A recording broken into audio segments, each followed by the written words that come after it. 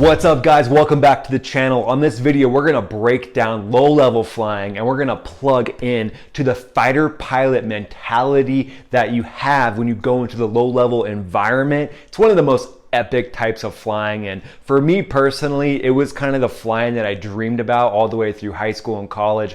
And when I got to do it, I was like, I knew this was gonna be awesome, but this is next level awesome. So I wanna share with you just the mindset of going into that environment, what it takes to be successful in the low level environment, what your mind is thinking about the whole time, and what that experience is like. And then there's more.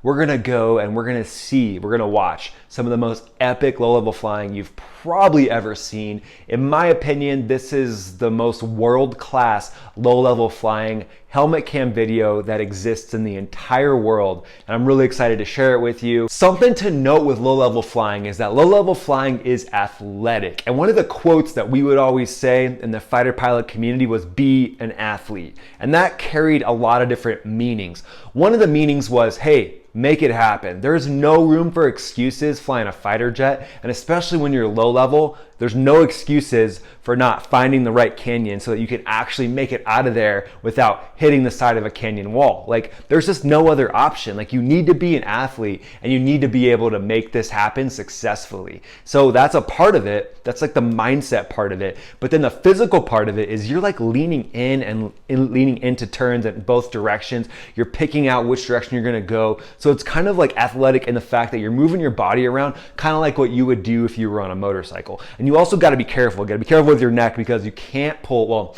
you shouldn't pull G while you're actually moving your neck. You should move it, then pull G, and then ease off, and then move it again, and then pull G. Otherwise, you can do some pretty bad damage to your neck.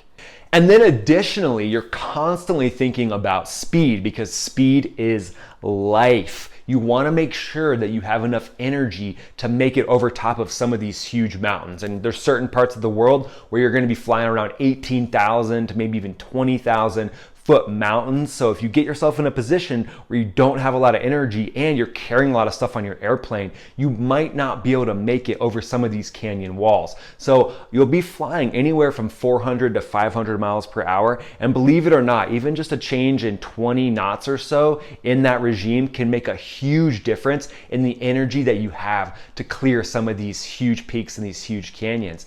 But also, in addition to that, it comes down to gas planning. So you got to make sure that you have enough gas to get home. Now, there's a lot of onboard computers and things like that that can help you make sure you have that. But at the end of the day, if you accidentally, fly like 30, 40 knots too fast for like 5 minutes or something like that, it could put you in a position where you can't make it back to base and you're just stuck and you're gonna have to divert or, worse. So at the end of the day, you're constantly thinking, you're constantly staying ahead of the jet is what we would always say. Stay ahead of the jet so that you are in control of that situation and it's not in control of you.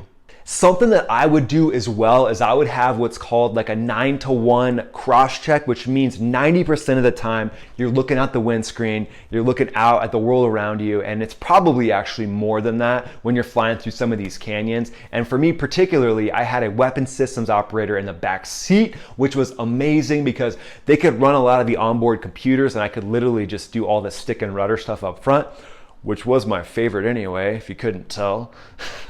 And they would be operating a lot of the different systems in the back. And it was really amazing to be able to just concentrate and focus on all the different terrain features and find my way through different canyons, with most of my focus being outside. Now, every now and then I'm gonna cross-check my airspeed, my altitude, gas, and stuff like that. But it's really nice too, in a lot of these modern fighter jets, you've got the heads-up display, so you can see that stuff overlaid on top of the terrain, especially when you throw in the JHMX, the joint helmet mounted cueing system. You can kind of look around and still see your airspeed and your attitude relative to the terrain.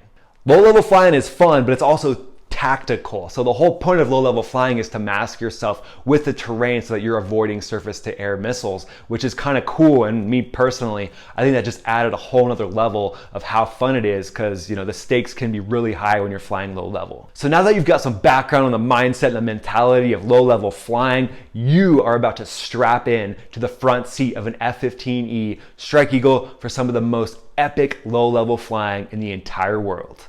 Here we go.